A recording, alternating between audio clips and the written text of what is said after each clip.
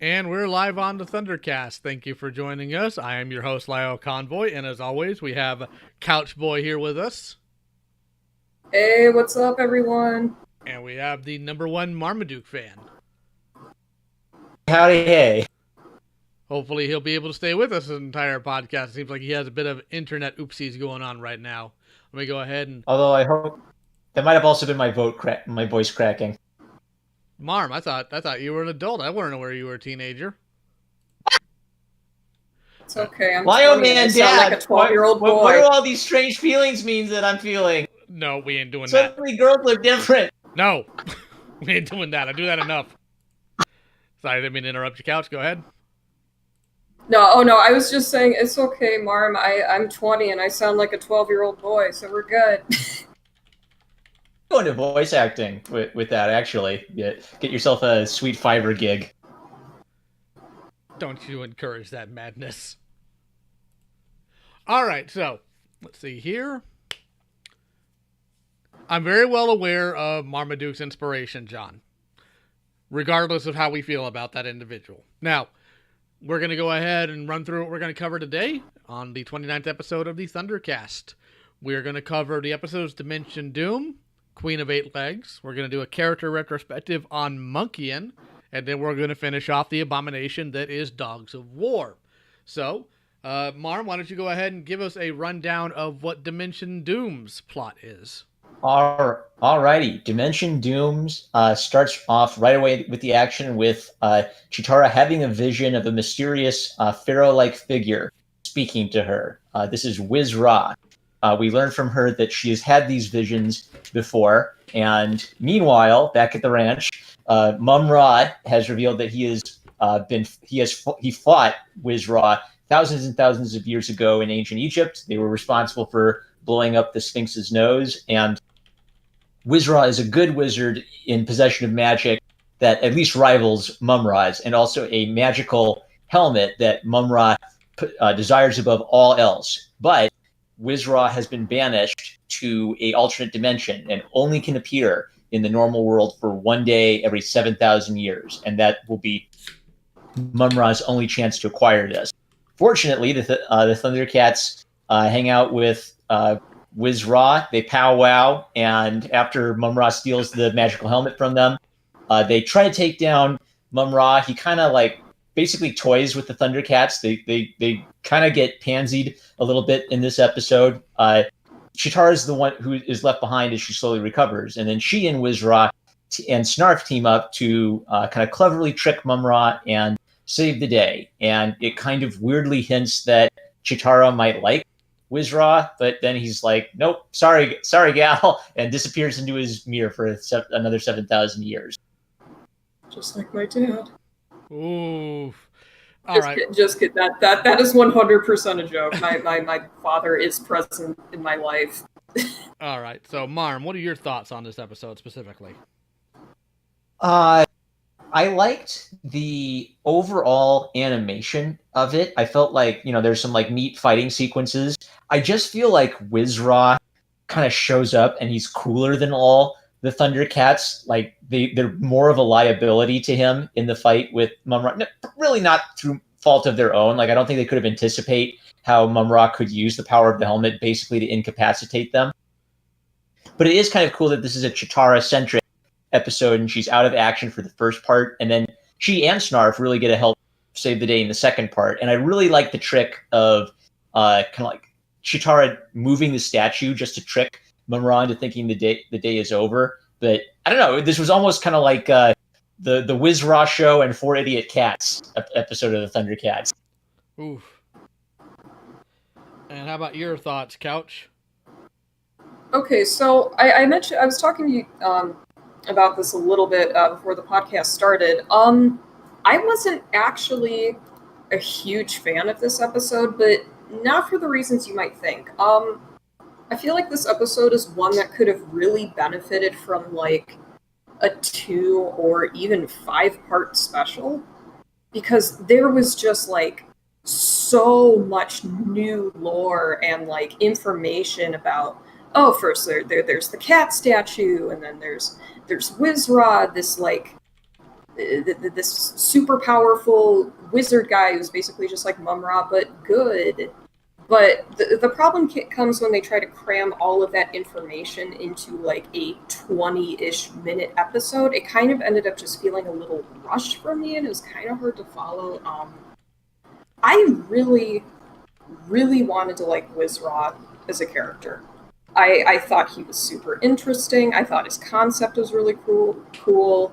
I loved his bow, man. That thing was like awesome looking, but he kind of just fell flat for me as a character because we don't really get enough time in the episode to learn anything about him. I mean, he's just kind of there, and there's so much build up and like for this character and stuff they could have expanded upon that would have been really, really interesting, and they just kind of didn't. I'm sure the writers, through no fault of their own, I mean, I'm sure they had to operate under certain time constraints and such, but I would have just liked them to do more with this episode. I also thought it was a little odd that's for something that was supposed to be kind of a more Chitara-centric episode, she wasn't really in it that much until the end.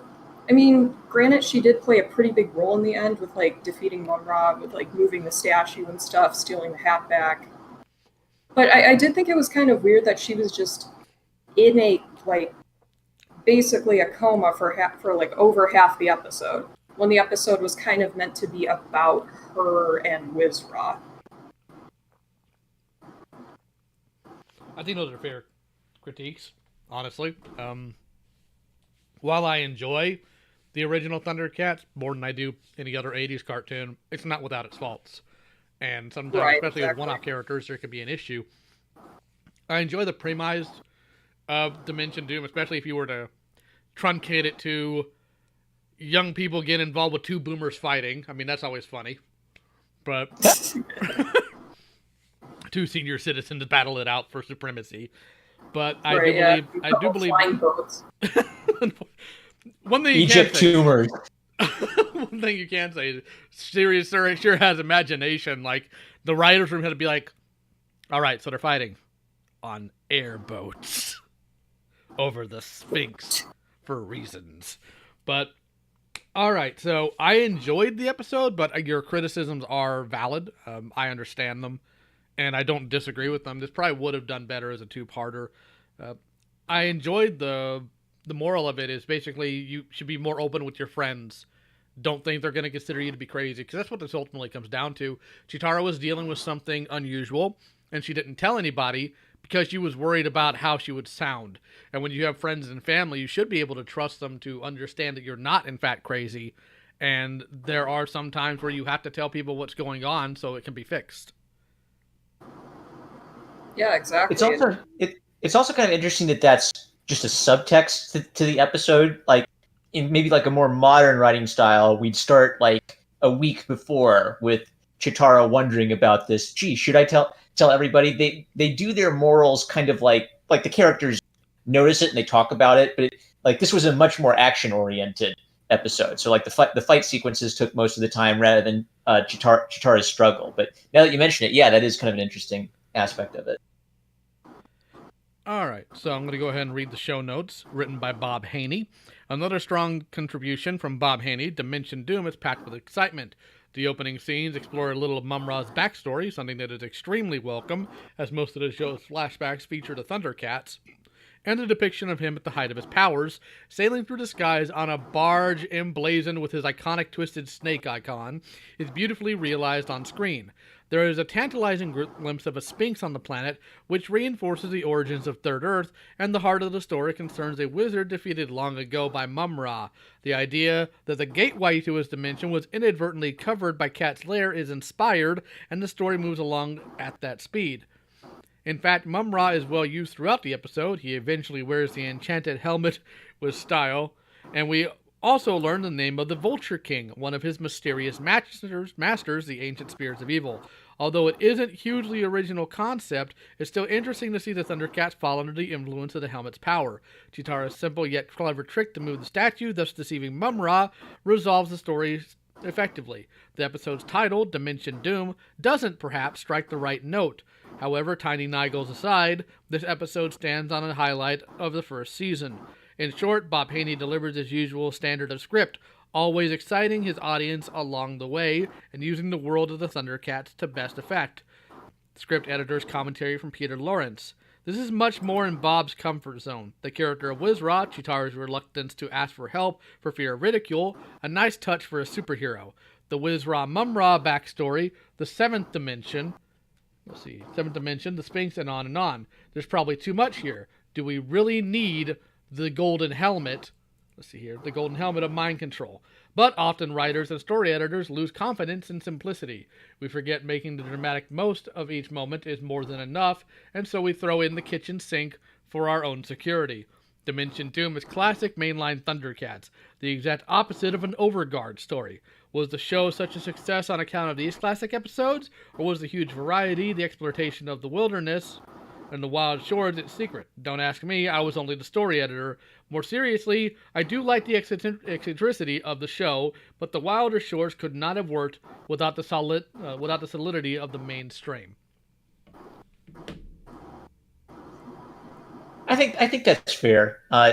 It struck me. One thing that struck me about the show is anything can happen. Sometimes they'll throw this neat idea out there, and the character won't appear again, which almost it almost like it kind of gives it a charm. Like if you don't like that character, well, then they won't be around to bug you that much. Or maybe it's the idea that a guest star can make a really strong appearance if they have a few episodes, and you don't get tired of them that way. Mm-hmm.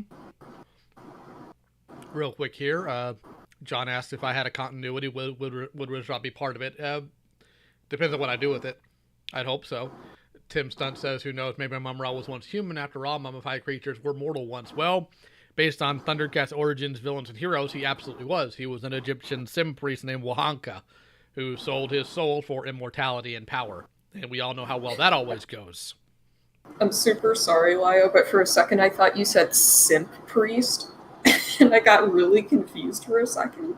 Well, I mean, maybe Mumra wants to see them feet. Oh. Yeah, now you have to live with that. Thank you. Let me suck your toes. I want to see your toes, my dear. Send the feet pics. All right, seriously. Moving on, we're going to talk Ancient spirits of evil, Irish women. All right, moving on to Queen of Eight Legs. Couch, would you like to give the summary of this episode? Okay. So, to make a long story short, Mumra's like looking in his big bubbling pot of goo, and he's like, oh, hey, look, there's some stuff going on in this kingdom of webs that he says 60 times in the same episode, because apparently we forgot what it was called. And, look, there's this spider coming. I'm completely, ad-libbing this because I wasn't prepared to give, a summary, but that's okay. I think that makes it better. There's this big, spider dog, never-ending story-looking thing comes out of an egg, and it goes, Arr! And then and then Mumra turns into this, probably the worst thing I have ever seen in the entire Thundercat series, or any 80s franchise as a whole. The Diamond Fly. Words cannot express how much hatred looking at that thing and hearing its horrible voice fills me with. But anyway, Mumra turns into it. He goes and finds Lionel, who's he's just minding his own business. He's taking a little nap out in the woods, as you do. He starts doing this little light show, going or something like that. I don't know. I can't do it, nor do I want to try and imitate it. Lionel gets stoned or something. He follows him into the kingdom of webs. And oh no, he gets caught by the spider. But it's okay because the other Thundercats show up and they beat up the spiders, and then that's the end of the episode. If you couldn't already tell, I'm not a huge fan of this one. It has your favorite little bumblebee spider though. It does have the bumblebee spider. We're gonna talk about him in just a minute. Well, go ahead and give He gets your his own thoughts. character retrospective. Well, go ahead and give your thoughts on the episode then, Couch. Okay, so honestly, for as mean as I was in the summary, I do like this episode, but I don't like it because it's a good episode. It's I like it for the same reason that I like the Starship Troopers movie as opposed to Star Wars. It's kind of goofy and out there, and just not really a good example of the series as a whole. But I was laughing so hard the entire time watching it.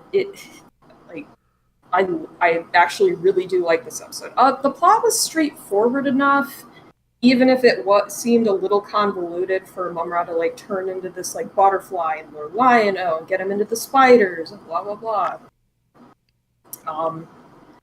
The one thing I really didn't like about this episode was the creature design, which in this series is usually pretty strong. Like the first spider that Lion-O encounters after he wakes up out of the Diamondfly's trance, it just kind of looked goofy more than anything else. Like it kind of looked like a bootleg Chuck E. Cheese animatronic rather than like a spider or something I would want to hit with a shoe.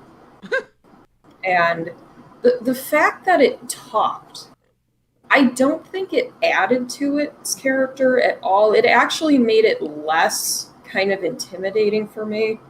Like when it was like, I don't even remember what it said to him, but it was something like, "Hey, I got you now."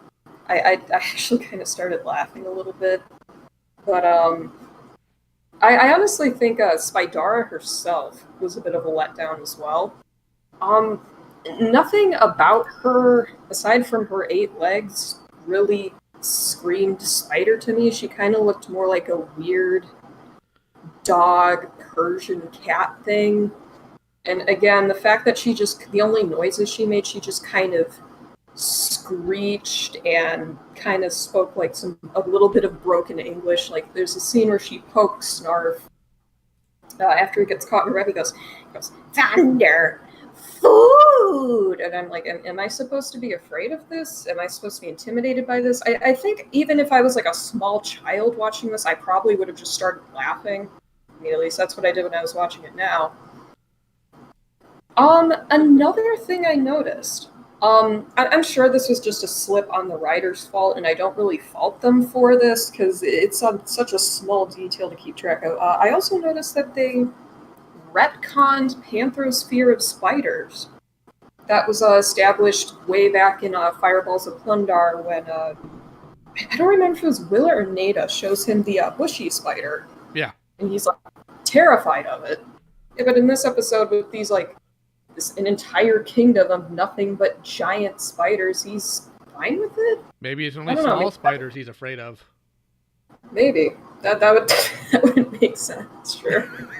But yeah, I think that pretty much sums up my thoughts on the episode. I liked it, but I like it because it's a goofy episode, because I tend to like the goofier episodes of ThunderCats.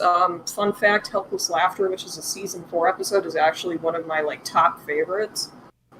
But yeah, I think that pretty much summarizes my opinions on it. Lio or Marm wants to take over. Go ahead, Marm. I'll let you do it. Kind of connected to that, yeah. Like the voice acting of the Queen Spider, especially, I don't know. It's just like I can hear. With the monster, if you can kind of like hear the person voicing the monster, and you just picture the person going "rah" in your head, like that doesn't work anymore. Someone in the comments, John, mentioned the Rankin Bass Hobbit cartoon spiders. Yes. I was actually just thinking of that, where Rankin Bass kind of has this. Rankin has this kind of unique, I don't know, fantasy design sensibility where they say, well, let's make it weird and unique. So I can never fault them for like having a generic, you know, like Rankin Bass would never do like a generic dumb goblin. They have to do like goblin plus frog. They can't do a giant spider. It's got to be spider plus beard plus giant unibrow. But I feel like their spider designs from the Hobbit cartoon are still creepy, because they've got the beard and like the weird glowing eyes and the stupid rabbit ears. But the Hobbit cartoon spiders freak me out. And these ones, I just see like a jolly dog, like it's going to slobber on me. That being said, go ahead. Oh, no, sorry. I was just saying I want to give him a pat on the head. Yeah.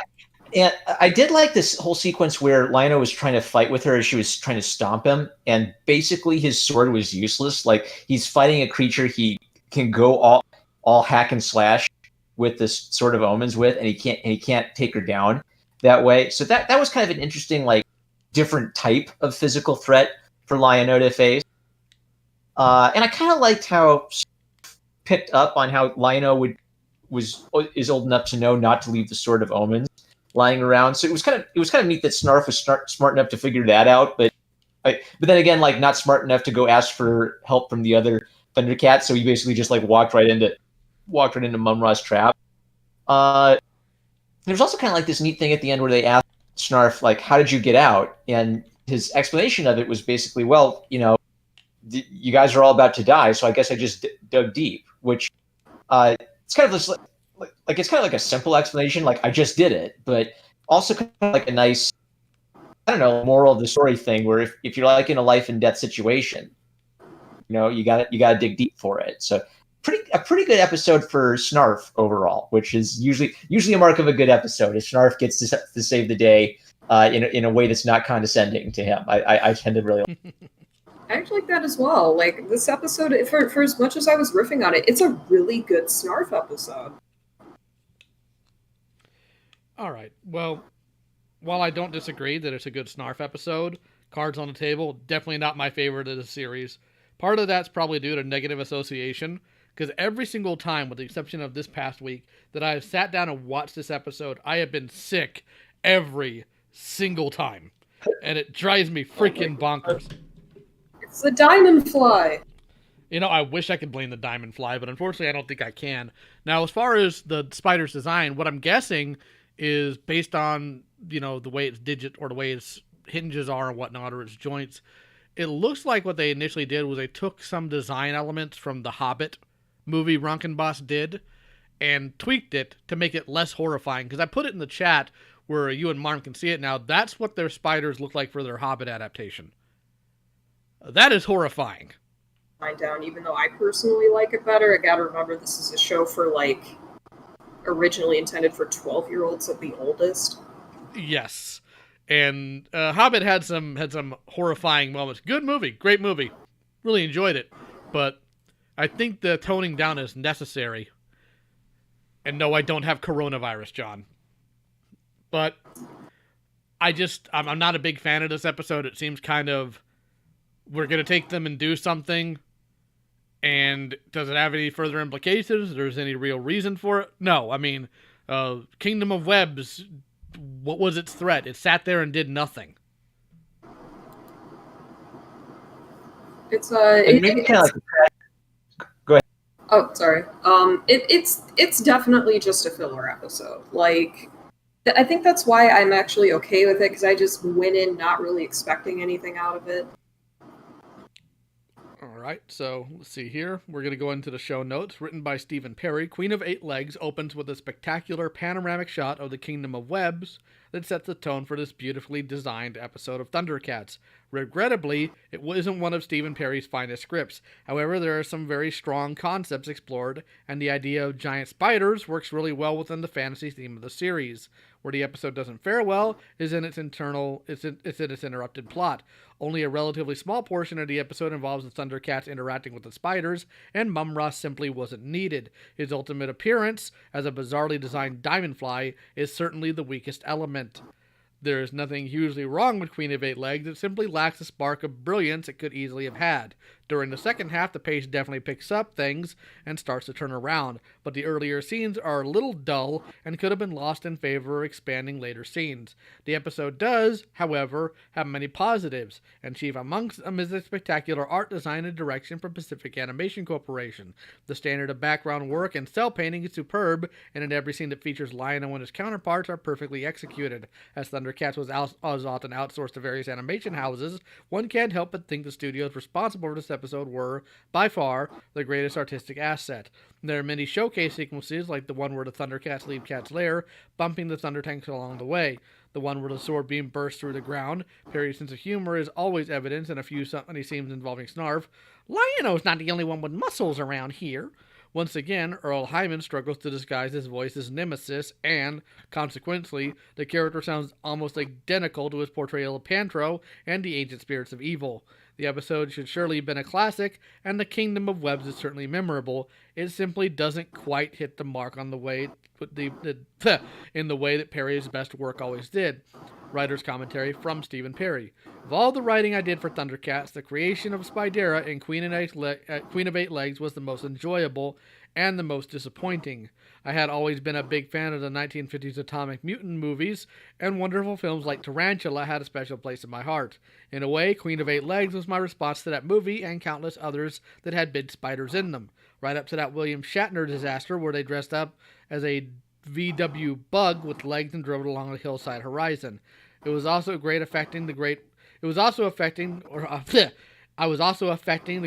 Ray Harryhausen. He turned 100 today, by the way. And Spidera, my version of Spidera at least, was not some pug or chow-faced blob of a spider. She was something else entirely, and an obvious tip of the hat to Jason and the Argonauts. Robert Cuisis, PhD, was in full bloom by then, and every script had to run by him for a stamp of approval. His brief synopsis and sometimes strained paragraphs wherein he sought the positive moral of the story, so Ronkenboss could point and say to the parents' groups and PTA and other narrow-minded fuddy-duddies, see, this is not a violent, escapist fair. These are action-filled morality tales teaching a positive moral outlook to children. As a writer who loves sleaze and violence, and Joe Bob Briggs' driving approach to my film fare, I know I was always trying to sneak in a twisted thing as possible, just to see what the good doctor would make of it, and how on earth he could find some positive moral value there. When I finished my draft of Queen of Eight Legs, I said to myself, there, let's see what the good doctor can make of this. I wrote Spidera as having a nude woman's upper torso. I had just watched Jason and the Argonauts, and Medusa was fresh in my mind. My Spidera was to look like Medusa, except with a spider's body, not a rattlesnake. He'd be fine in anime nowadays. It really was a strange, twisted image. My wife at the time, who feared spiders quite a bit, was horrified by my description and sketches of Spidera.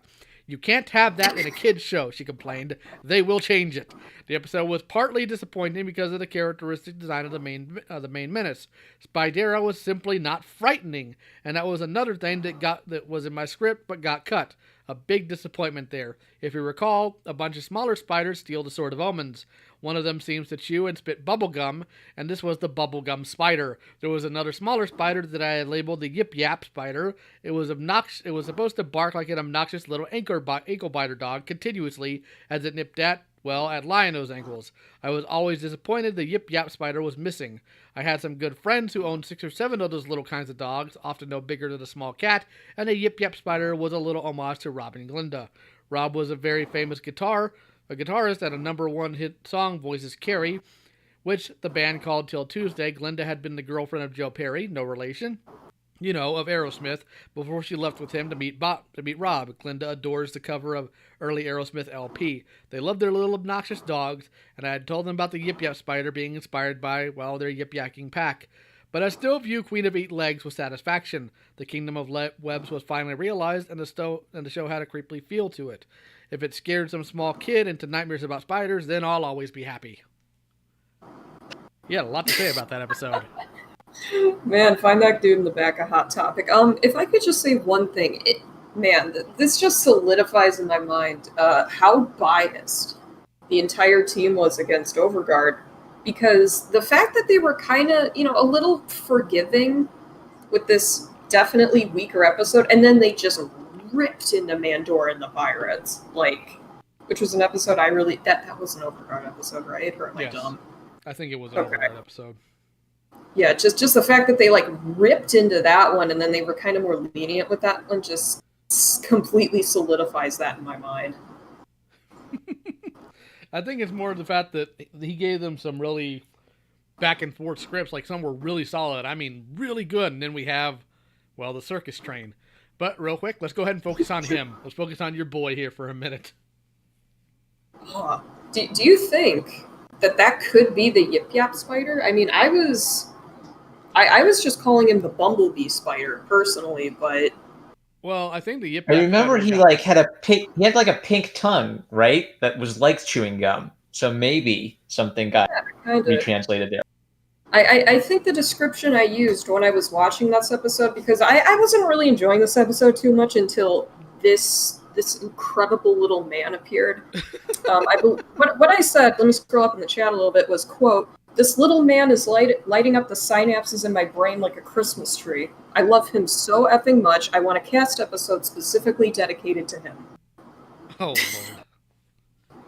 Well, I mean... In an episode where oh god. No, go ahead. In an episode where I felt the creature design was really weak, this little guy right here saved it for me. Good Lord. All right, so that's our retrospective on the episodes. Let's go ahead and move into a character retrospective on everybody's favorite simian, Monkian. Let me go ahead and get the image on screen here. Funny monkey. All right, so Marn, let's go ahead and lead with your thoughts on Monkian. Well, I guess this is like a spoiler for when we talk about the comic, but I've kind of had this character ruined for me a little bit by the comic books we read. Oh yeah, the rapist. Oh great. In the cartoon. Oh no. In the cartoon where he's not a rapist. Really fun. I like that he's kind of, and he seems to be kind of one of the most like go-getters in fighting the Thundercats. Like he'll go prowl around and find Chitara and Hunter on his own.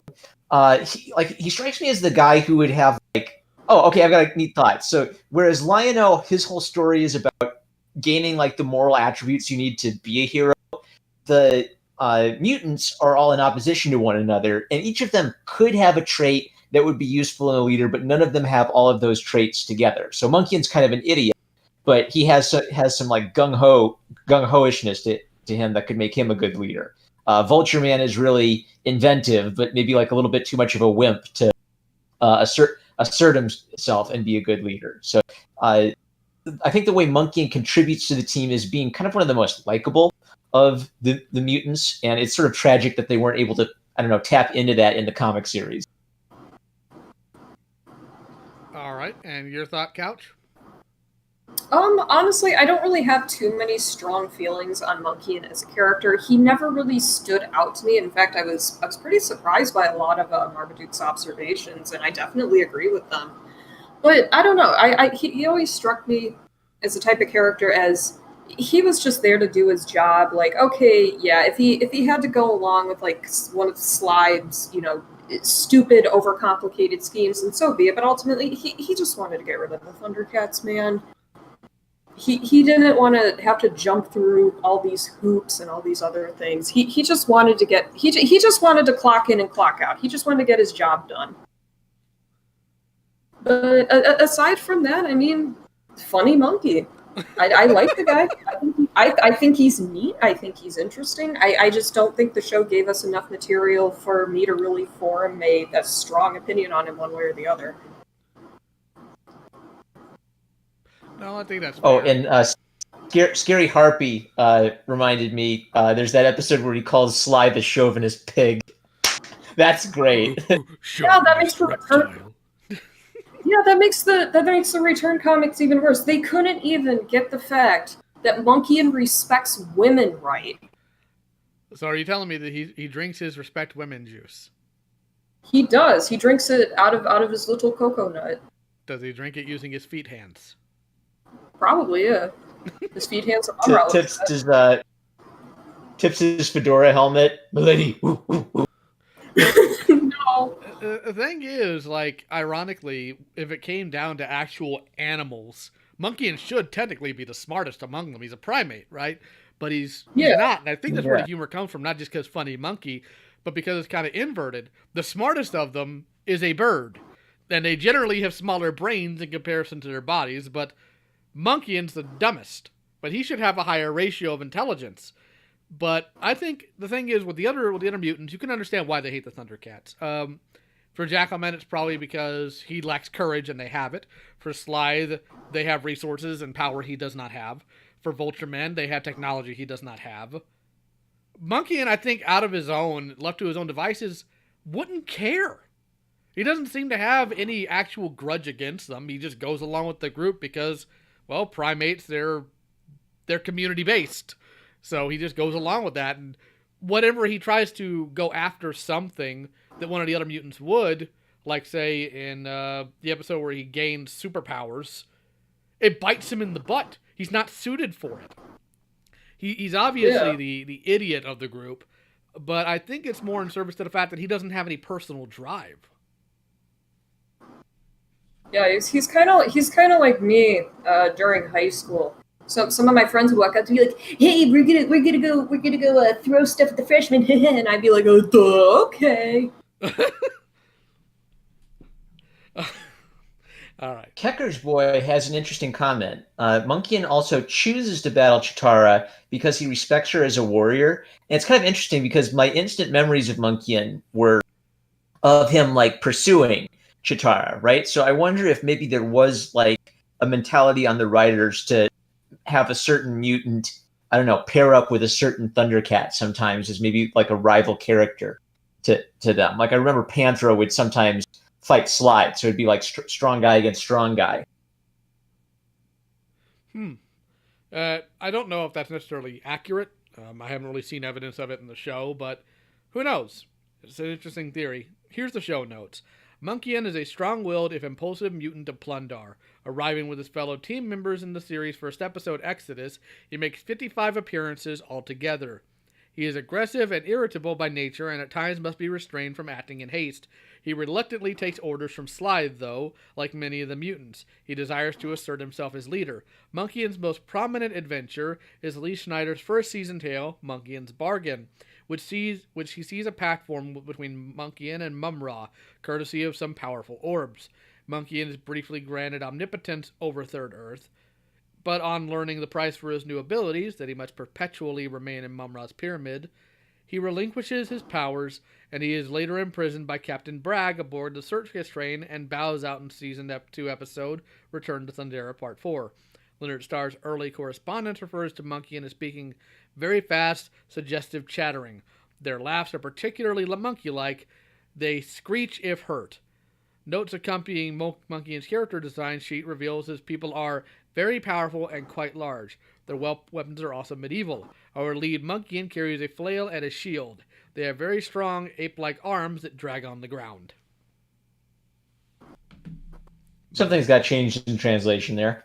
Well, yeah. Again, these were early show notes, right? I think it was before Pacific Animation Corporation did the fiddling they did with character designs, so who knows. But that's it as far as Monkian goes, unless anybody else has any thoughts about old Monkey Boy here.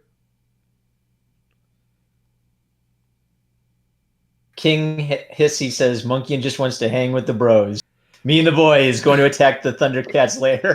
Don't make me make that a meme. But no, there's one scene. I believe King Hissy actually already did. We're Twitter mutuals, and here I'll see if I can find a picture they did earlier. But they actually did make that meme with the mutants. I used to be Twitter mutuals till Twitter destroyed my account needlessly, but I'm still waiting to hear back about that. But anywho, one thing that always struck me about Monkian is in the episode he last appeared in. Slithe was caught in a giant snowball going down the mountain, and Jackalman tried to, and as it rolled down, it rolled towards Monkian, and Monkian, when he saw it, he didn't move, he didn't panic, he just sort of slouched his shoulders, stood there, and waited for the inevitable. and I think that sums up his character. It's like, you know what? I'm not even going to fight it at this point. Jack Dorsey is after me. You know, I would think that, but that requires competence, Neko Boy, and I don't think there's any of that in Twitter. But now that we are done talking about Monkian, let's go ahead. Jack Dorsey is the monkey. Jack Dorsey is the Monkian to your lion. No. I don't know, man. He has no idea how to get you. I've never seen Monkian endorse spirit cooking. Anyways, let's go ahead and move on to Dogs of War so we can finally be done with this horrible abomination. Oh my god, why? I just want to admit that I always have the tendency to start these reviews off by saying, "Oh yeah, this part could be good," or "This is slightly okay," and then always by like issue 3, I start belatedly feeling the pain you guys started feeling right away. I couldn't stand these 3 books. Haha, doggy go bird. Doggone it. All right, so I had a thought about this on Twitter. Like, the overarching problem is that Mumra is evil incarnate, right? Yeah. So the fact that they're having him team up with the Thundercats, it would. My thought for this is it would literally be like having I don't know, like space adventures from the future save Hitler so they can team up with Hitler to beat an eviler space Hitler. It doesn't work because it. Yeah. I think if I had to guess, I'm guessing they got a lot of fan backlash from the return. Now, I was not around during this time, so I'm not going to make assumptions. But they were probably like, oh crap, we can't do it like this. Oh, thank you, Venkman. Thanks, Vinkman. Anyway, we can't. Oh, you got a super. I see that. Lyle got a super chat. Look at it. They were like, okay, well, we messed up with the return by making it too gritty and edgy. And so we're going to go back to making it kind of more goofy and lighthearted with this issue. The only problem is you can't really wrap up a story like the return, all nice and neat and put a little bow on it like you can with so many other Thundercat stories, which I don't have a problem with. I think that's just the way the series is. But you're like, oh yeah, one of our friends are dead, and a couple more of them are sexual assault victims. Someone that we all have PTSD, but it's okay. We saved the day. We did it, everybody. It just doesn't work like that. There are definitely like portions of this comic where you can tell they did a dumb joke. They know it's dumb. I think John Layman's the writer, and he's sort of like making it clear that he knows this is dumb too. But that doesn't fit with also like when I think at some point one of the dogs, Jackalman field goal kicks Snarf, 30 feet into the air and into a tree and says, I always wanted to do that, right? Like more of this, oh, I hate Snarf. I'm going to use this comic as my opportunity to have a bad guy express my dislike of Snarf. Ha ha ha ha. It's neither. It's too goofy to be taken seriously, and it's too serious for me to laugh at the goofy parts. Yeah. You got any other thoughts about this, Couch?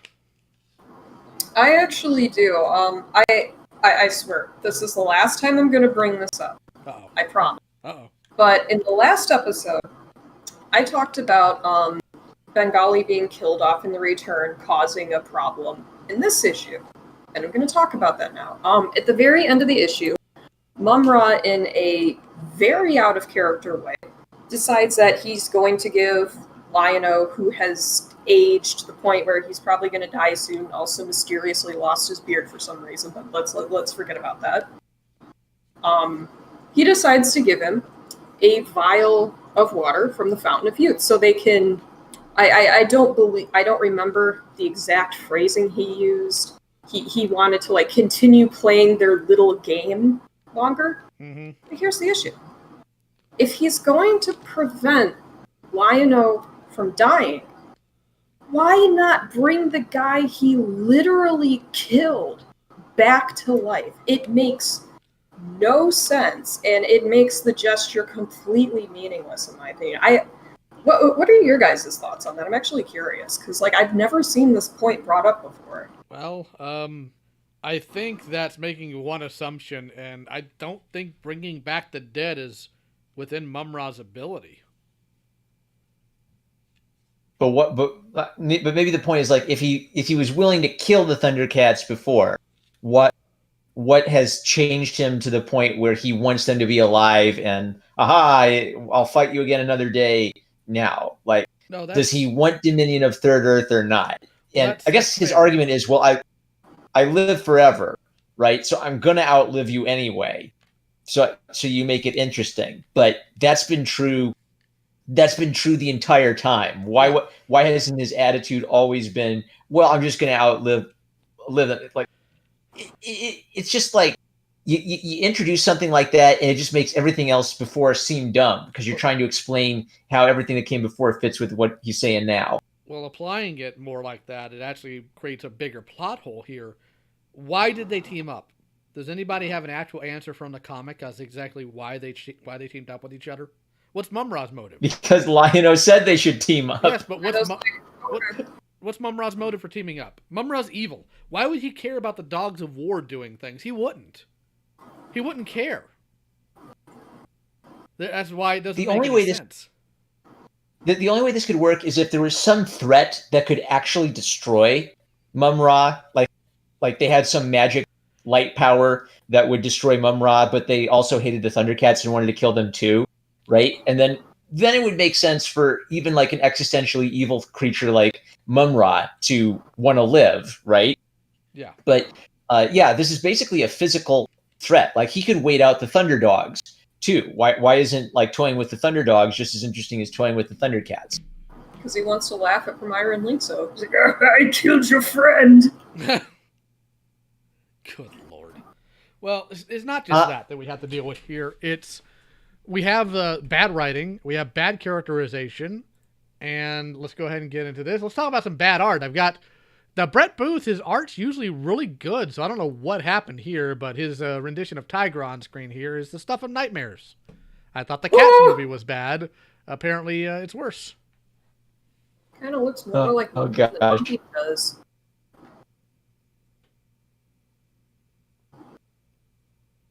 Put that face away. God, it's evil. All right. I'll put this face away. I'll put this face away. And I'll give you another one. Hydrated. There we go.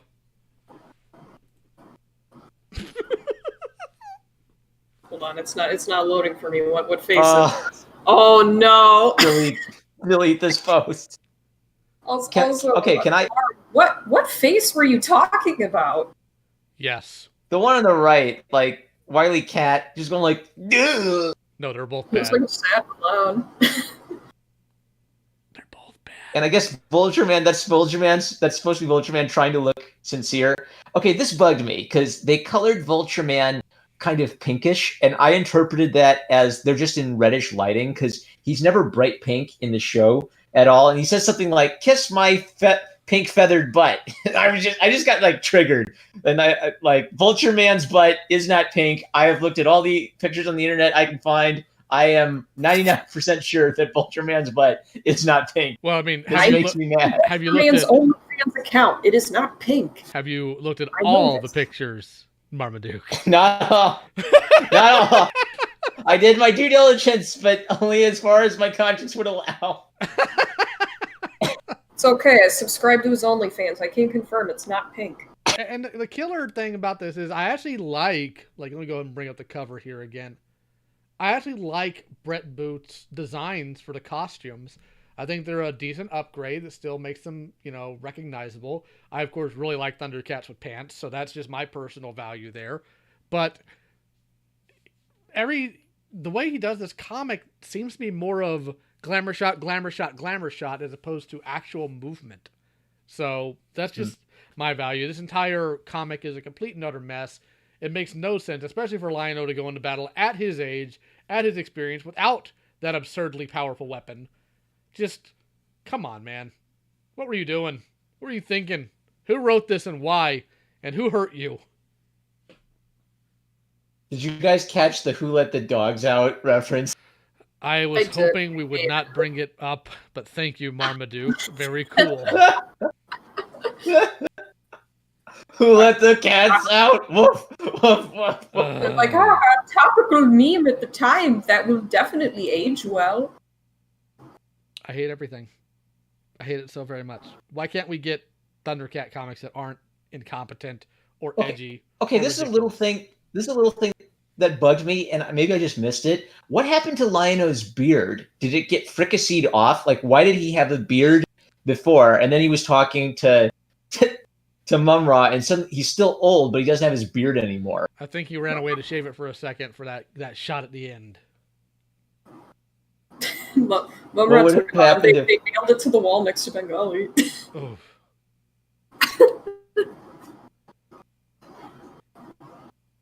Go ahead, Marm. The only thing I did like was Jackalman joining the Thunderdogs, because I kind of like the idea. I like duplicity amongst the mutants, and Jackalman kind of being related to the Thunderdogs was kind of interesting. And I liked that when you saw the dinosaurs' planet, they weren't like a savage, dinosaur world. They were like a little British upper crust, like London world. That I genuinely laughed at and loved that. You do realize there was a cartoon in the 80s about spacefaring dinosaur people, right? What was it? It's called Dinosaurs. Good grief. That's a perfect name. It is. Why exactly did Mom-Mutt betray Mum-Ra? That's another thing I missed. Like, I noticed, it felt covered. Like they would... It was never covered in the comic. They would cut... They'd cut whole scenes. Like, they'd be saying, okay, we're going to go get them, and then they'd cut away, and then, Mum-Ra would have his arm ripped off. He'd say, oh yeah, Mom-Mutt ripped my arm off. What? Wait a second, I think we skipped something important here. Did this to me. God. I think this thing would have benefited from I don't know, like they had an idea of dogs attack the Thundercats and cool dinosaurs, and bad guys and good guys team up to fight, like classic cartoon plot stuff. But they needed to sit down and look at it again and say, okay, does our initial idea make sense? And maybe tweak some things to make it work. Like of course it's a fantasy, so there are always going to be ridiculous things to it. But I need it to fit enough with the rules of Thundercats' world. So I'm not stepping back and saying, wait a second, it doesn't fit with anything else that's going on. And I start thinking about all the other absurd part at that point. So I don't know. Maybe I take a little pleasure in this because John Layman's been salty to me on Twitter before. But dude, write a second draft. Oh Lord. Real quick to answer John's question, where Thundercats would have gone after this, we don't know, and I'm okay with not knowing that because it probably would have been garbage. There were other stories that came after this, but they were set before all these other stories. There was Hammerhand's Revenge, and there was Enemy's Pride. We've talked a little bit about Enemy's Pride when we were doing our Tashi retrospective, but we'll cover those later because we need to cleanse the palate, because those sucked.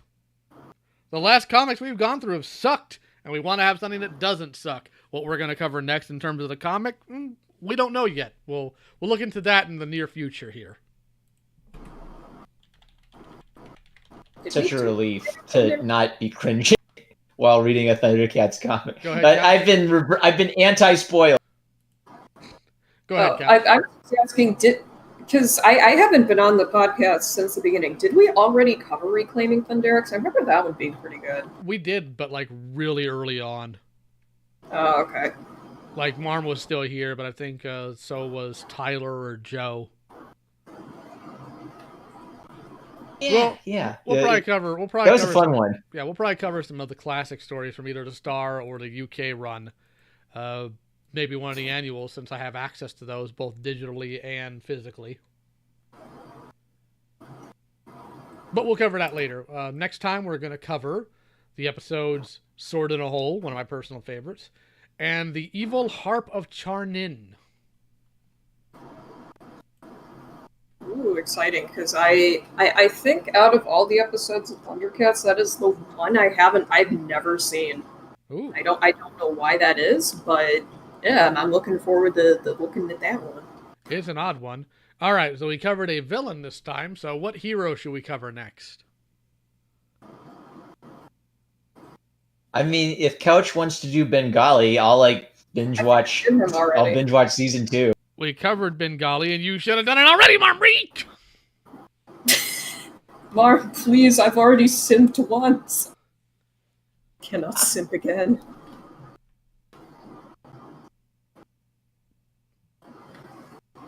All right. Let's see what the chat recommends. Yeah. Okay. Have we not done any of the main Thundercats cast? Because I guess if not one of them, then we have to go to like one of their allies. I think we've done most, if not all of them. Lionel we haven't done yet, simply because I want to get Larry Kenny on for that, and I still need to schedule that at some point.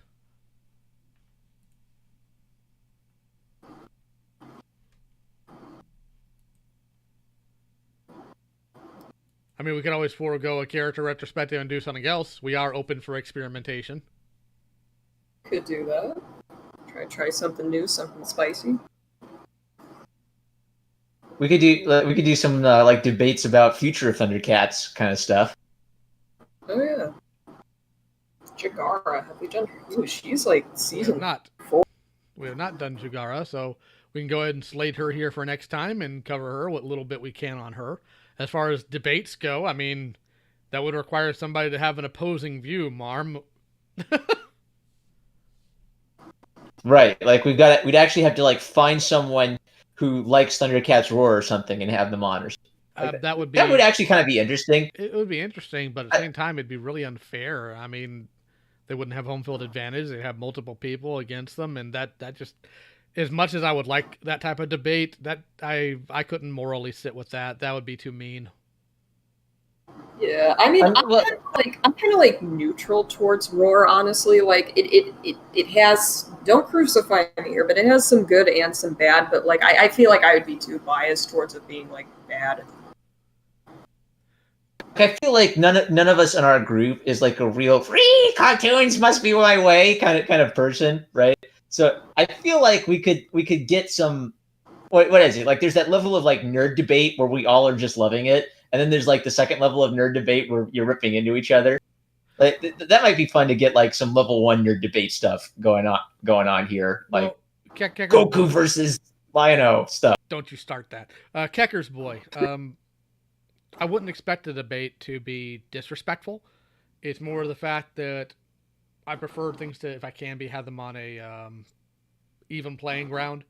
And when you go onto somebody else's channel and you're dealing with their chat and you're taking the opposing side, and if there's more than one person that are on that same spectrum as your opponent, that just doesn't seem fair. I mean, it's something we might do, but it's not something I'm necessarily leaning towards simply because I don't want to be an inhospitable host.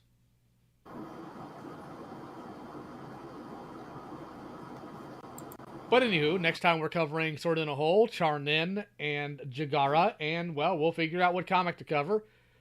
Probably one of the UK annuals, because we need something that doesn't completely suck. Hey, yo, hey, boy. I'm looking forward to it. Oh, yeah. Any closing thoughts?